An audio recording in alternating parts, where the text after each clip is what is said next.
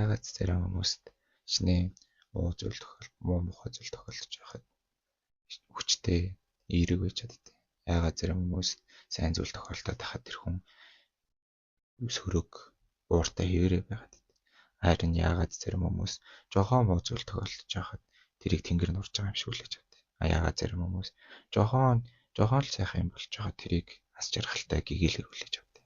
Ягаад гэвэл хүний ухамсарын 95% нь даалт ухамсар, 5% нь логик сэтгэлгээ эзэлдэг. Даалт ухамсар нь зан ариншин, emotional reaction, зарчим, хүмүүжил, зуршил, харах онцөг гэсэн 7-оос бүрддэг. Яг бидний өдөр тутмын амьдралын шийдвэр болгоныг ер нь даалт ухамсар гаргадаг. За жишээлбэл хөндий өргөлтийн тэмцээн зохиоё гэж байна. Хөндий өргөлтийн тэмцээнд ялсан нь өдөр тутмын амьдралын чинь шийдвэрийг гаргана. За тэгвэл хоёр тамирчин байгаагийнх нь нэг нь хөндий өргөлтийн тамирчин. Нөгөөх нь яг шатар тоглол шатрын тамирчин гэж байна. Тэгээд өнгөд бидний даалт ухамсар бол хөндий өргөлтийн тамирчин, аэролог сэтгэлгээ бол шатрын тамирчин гэж байна. Тэгээд хөндий өргөлтийн тэмцээнд хин ялах нь ойлгомжтой.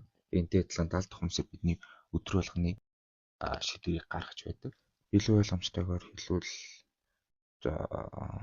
та усны савндаа ус авч ийн гэж бодъё. Та шууд нэг юм бодохгүйгээр шууд халуус бол халуусаа, хөд ус бол хөд усаа, бүлээн ус бол бүлээн усаа шууд авдаг тийм. Одоо логик сэтгэлгээ ашиглаад миний би одоо юм байна гэж төдийл их боддгоо өдөр болго. За энэ процесс болгоны чинь даалт ухамсар чинь байнга хийж идэг. Тэгээд энэ нь яг програмчлагдсан та өдөр болгон ус уухтаа заавал тийм бүлээн ус ууж илээдэг. Тийм програмчлагдсан байдаг гэсэн үг тэний даалт ухамсар. Тэгвэл програмаа буруу бичсэн бол яг програм чи алдаатай байл яг. Та өглөө болгон босоод үт ус уудаг үл гэж бод. Яг үүндээ бүлээн ус уух нь хүний биед сайн. Гэхдээ та хүүт ус уудаг. Хүүт ус уух нь уусаараа таны ингээд даалт ухамсар чинь ингээд програмчлагдсан байдаг.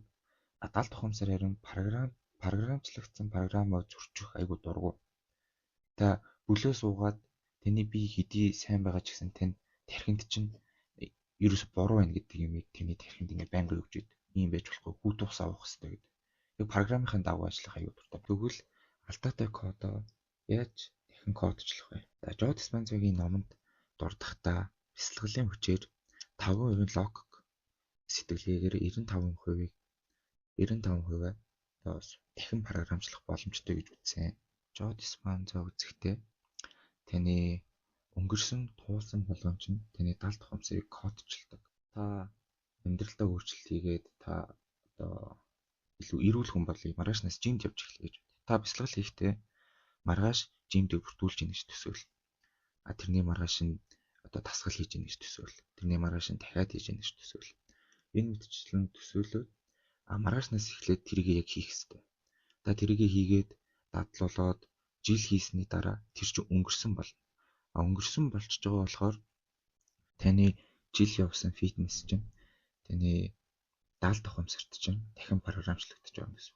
Эхэндээ айгүй хэцүү байна. Яг тэгэхээр програмын дагуу ажиллах дуртай. Та одоо эхлээд жимд яваад эхний өдрөө яваад эхлэнгүүт би чинь ядгаал эхэлнэ. Тэнгүүд таны тархинаас шууд яах гэж энийг хийгээд байгаа юм бэ? Зүгээр өнгөрсөндөө бидний гоё байсан шүү дээ. Яагаад энийг хийгээд байгаа юм бэ гэдэг юм бэ? Таны тархи чинь цаанаас чинь тэгж хэл. Гэтэ та логик сэтгэлгээрээ ашиглан төвчж тисээд энийг жил хийсний дараа таны даалт ухамсарт орсон болохоор таны яг үндэ жимд явахгүй байвал тань тарин хэцүү санагдах бол. За тэгээ танд даалт ухамсараа өөрийнхөө гарт авахт ч амжилт хүсье.